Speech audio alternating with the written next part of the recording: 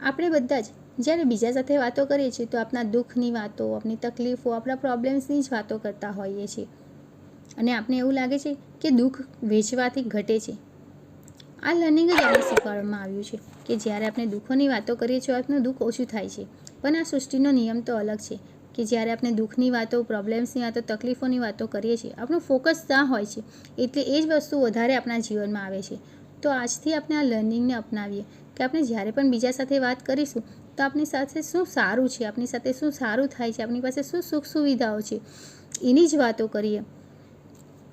કારણ કે જ્યાં ફોકસ હોય છે તે વધે છે. આપણે સુખની વાતો કરીશું તો આપણા વાઇબ્રેશન હાઈ રહે છે, આપણું ફોકસ ત્યાં હોય છે એટલે બ્રહ્માંડને પણ એવું લાગે છે કે આને આ વસ્તુ ગમે છે એટલે એ જ વસ્તુ વધારે આપે છે એટલે આપણે સુખ વધારે મળશે.